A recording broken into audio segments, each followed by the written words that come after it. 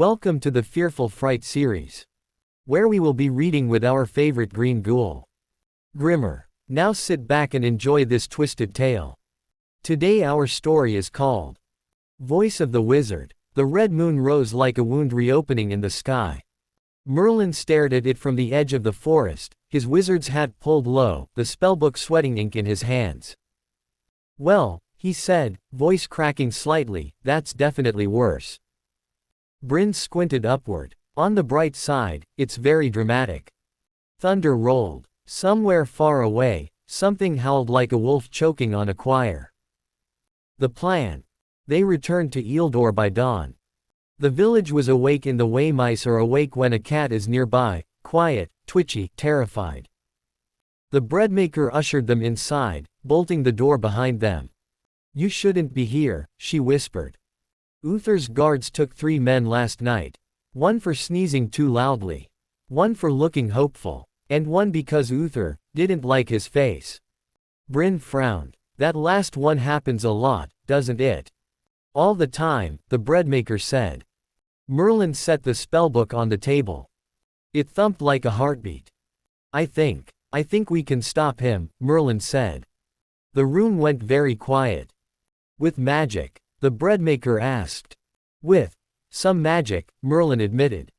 "And stealing. And lying. And probably turning things into other things."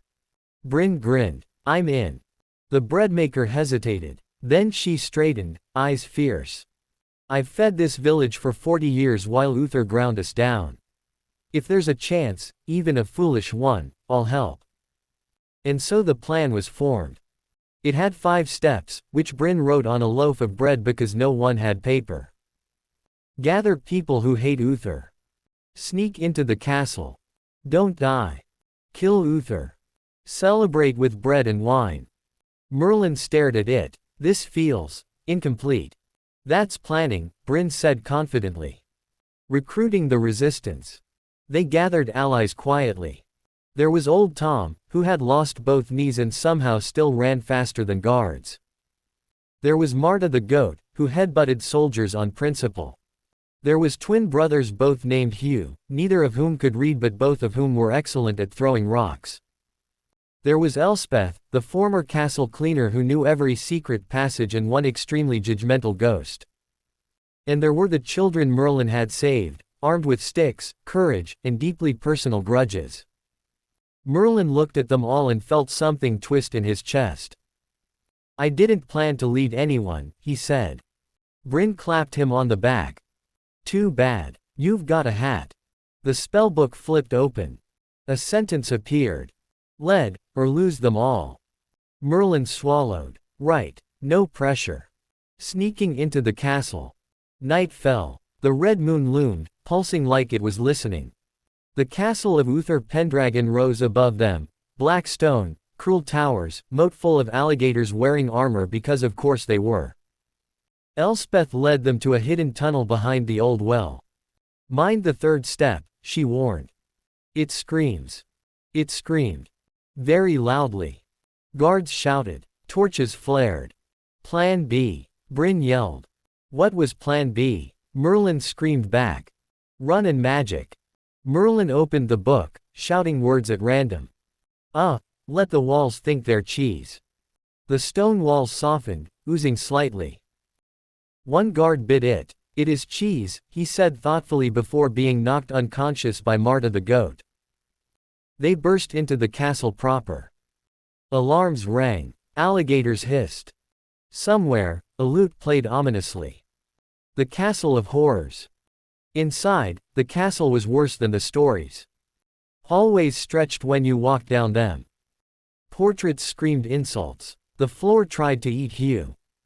A translucent woman floated through a wall, arms crossed. "Oh good," the ghost said. "More rebels. You'll all be dead by sunrise."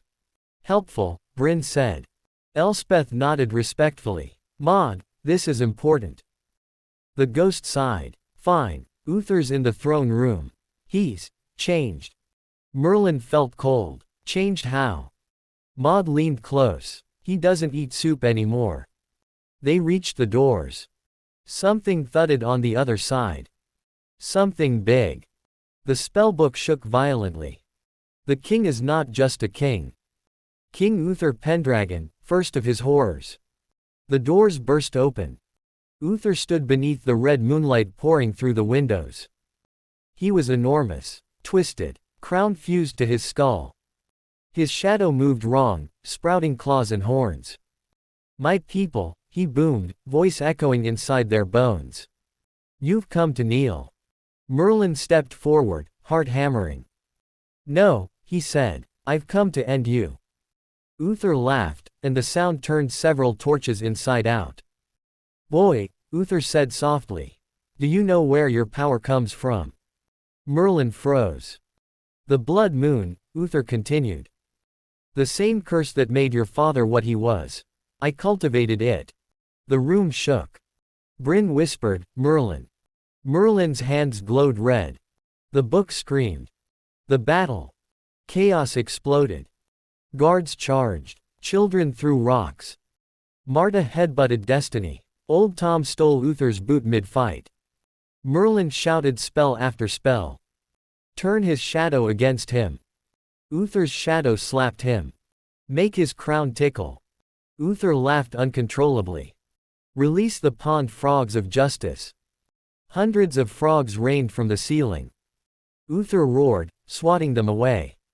"You cannot defeat me," he snarled. "I am what you will become." Merlin faltered. Then he heard voices. The villagers. The children. Bryn, standing beside him, bleeding but smiling. "You choose who you become," she said. Merlin nodded. He opened the book to the very first spell he ever read. The one he'd read backward. He read it forward. Light erupted. The blood moon screamed. Uther shrieked as the curse tore free, ripping the demon out of him like a rotting coat. What was left fell. Small. Weak. Human. Merlin raised his hand. And ended it. Aftermath. Bread, wine, and consequences. Dawn broke. The castle gates opened. The people flooded in, not to loot, but to breathe. The alligators were released into a very confusing swamp retirement. The crown melted. The spellbook closed itself gently. Bryn nudged Merlin. "So, king now?" Merlin shook his head fiercely. "Absolutely not." The breadmaker laughed. "Good. Kings are exhausting." Merlin looked out over Eildor. "Free. For now." But the red moon faded slowly. Too slowly. The spellbook twitched. One final sentence appeared. "The blood remembers." Merlin sighed.